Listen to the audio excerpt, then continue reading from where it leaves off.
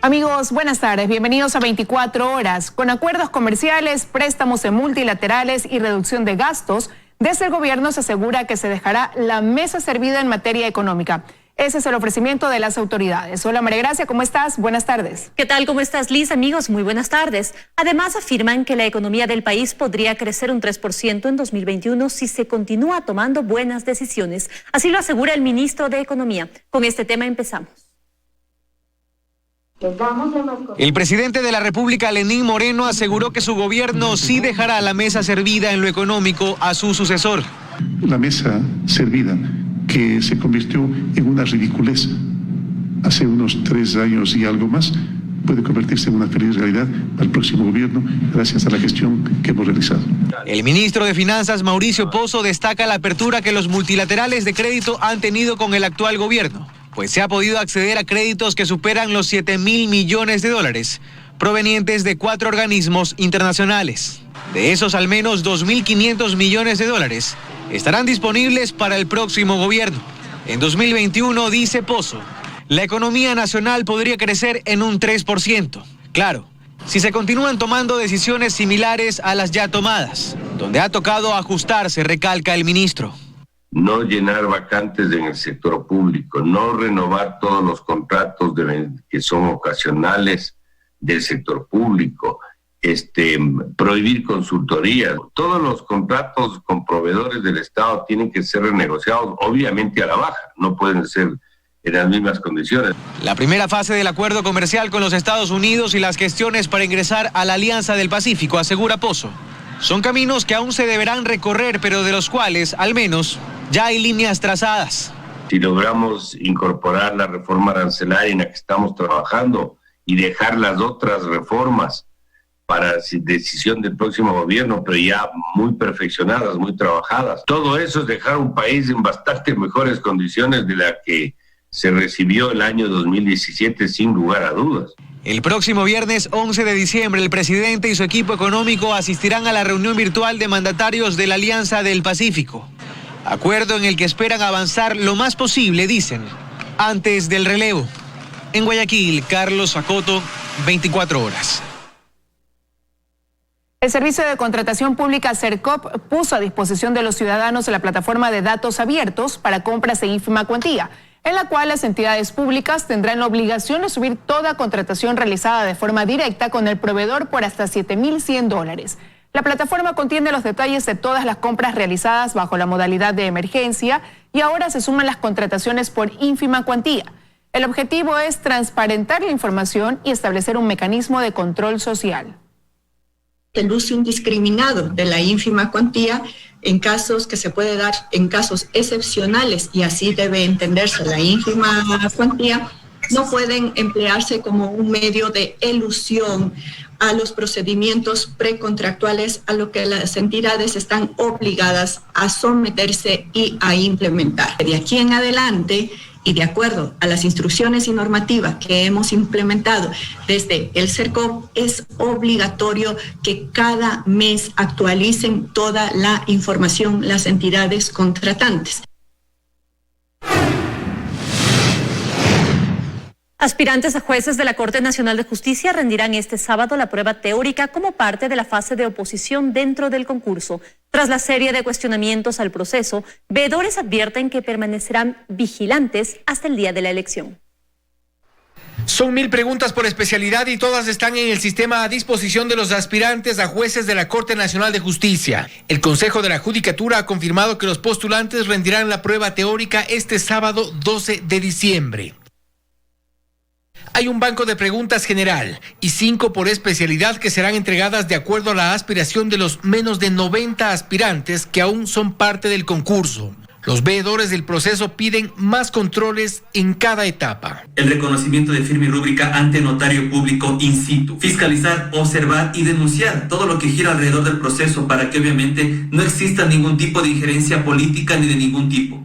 Frente a la que será la prueba teórica, el informe jurídico de los veedores alerta de posibles vulnerabilidades que opacarían esta fase y tiene que ver con el sistema informático. Sobre la forma de archivo e identificación de la información de cada postulante, advierten que al ser visible el número de cédula de cada uno, esto genera la posibilidad de ubicar programáticamente a cada postulante y asignar acciones específicas. Es decir, es posible realizar una instrucción que diga si el usuario que ingresa es el número de cédula, entonces despliegue estas preguntas. Misma duda que tiene el consejero de Participación Ciudadana, David Rosero. Ya que el sistema informático no cuenta con la certificación necesaria por parte de un ente auditor. No existen garantías de transparencia. No obstante, el concurso avanza y se espera la reprogramación oficial del cronograma con el que se anuncia la selección de jueces para antes de la primera vuelta electoral.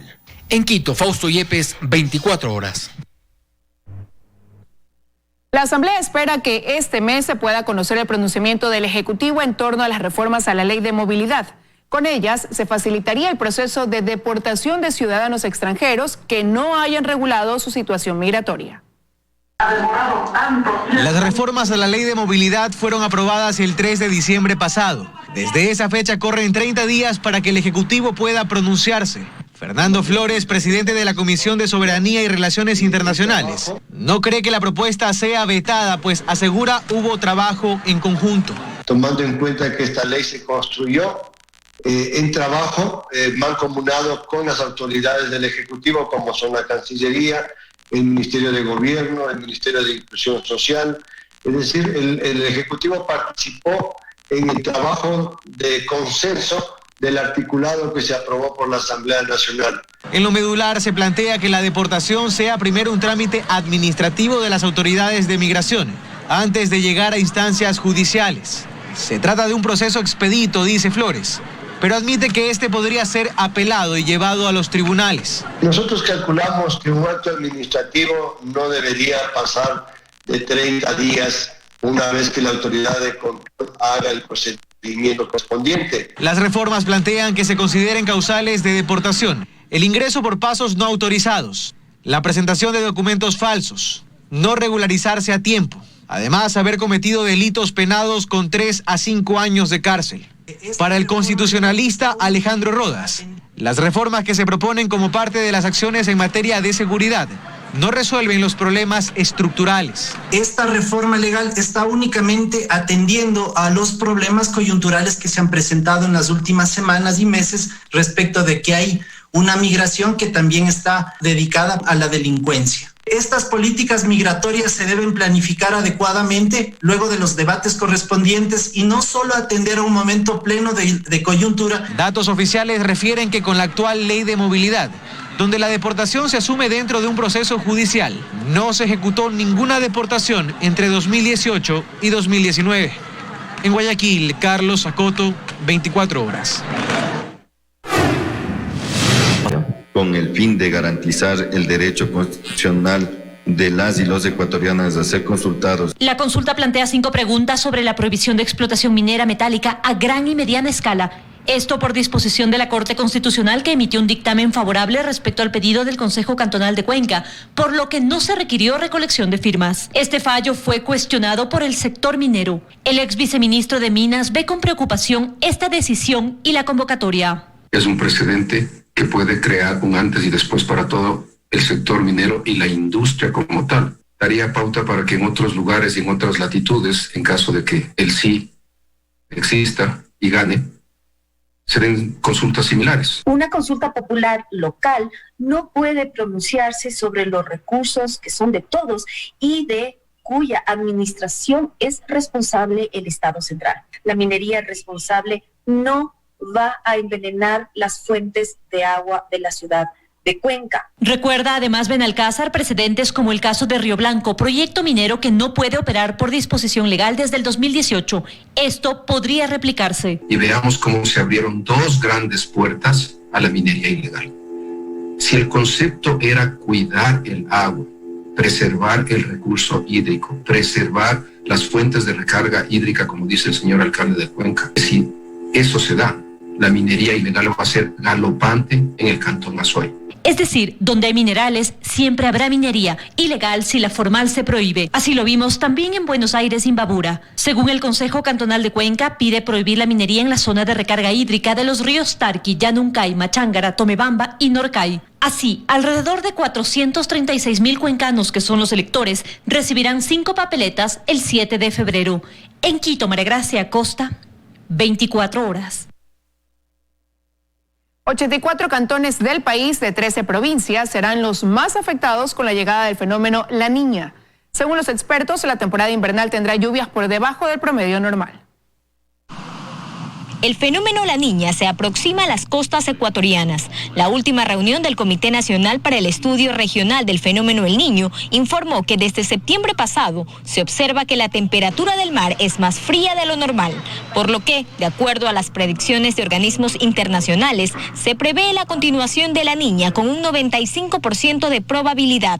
Más pegados en las costas de Ecuador y Perú, las cuales en este momento tienen temperaturas por debajo de menos 0.5 y cuando cruza ese umbral nosotros estamos hablando ya de un evento La Niña con distintos matices, ¿no? Hasta ahora se conoce que la concurrencia del fenómeno sería de manera leve y débil. Empezaría las próximas semanas y se podría prolongar hasta marzo o abril del próximo año. Esta anomalía del clima se caracteriza por la presencia de aguas con más baja temperatura en las costas y causa sequías. Va a haber una estación invernal o una estación lluviosa, pero no va a llover tanto como el promedio.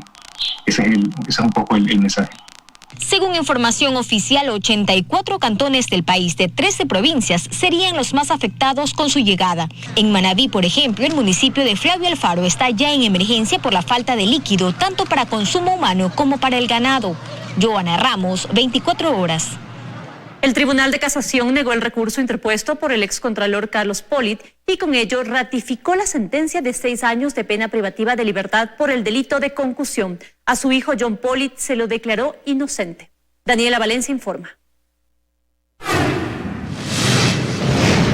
Con voto de mayoría de los jueces José Layedra y Javier de la Cadena, se negó el recurso de casación interpuesto por el excontralor Carlos Polit. Con ello se ratificó la sentencia de 6 años por el delito de concusión relacionado con la trama de corrupción de la empresa brasileña Odebrecht. Su hijo John Polit corrió con mejor suerte, pues se aceptó el recurso, se casó la sentencia y con ello se declaró la inocencia. Las medidas cautelares de carácter real y personal que pesaban en su contra se deberán levantar de forma inmediata. En el caso del excontralor Carlos Polit, deberá cancelar más de $40 millones a favor del Estado ecuatoriano como reparación integral. En este proceso se determinó que Carlos Polit, valiéndose de su cargo, le exigió a la empresa brasileña Odebrecht $6 millones para desvanecer glosas en su contra, $4 millones más para emitir informes positivos en ciertos proyectos como el Poliducto Pascuales Cuenca, la Refinería del Pacífico y también el Acueducto La Esperanza. Se reinstaló el 6º día de audiencia de juicio en contra del ex concejal de Quito, Eddie Sánchez, y 5 miembros de su familia por el presunto delito de lavado de activos. Al momento, Fiscalía ha presentado más de 15 testigos. Este proceso inició en junio del 2018 con un reporte de la Unidad de Análisis Financiero que estableció inconsistencias en movimientos financieros y adquisición de bienes inmuebles por $1.8 millones durante los años 2009 al 2017.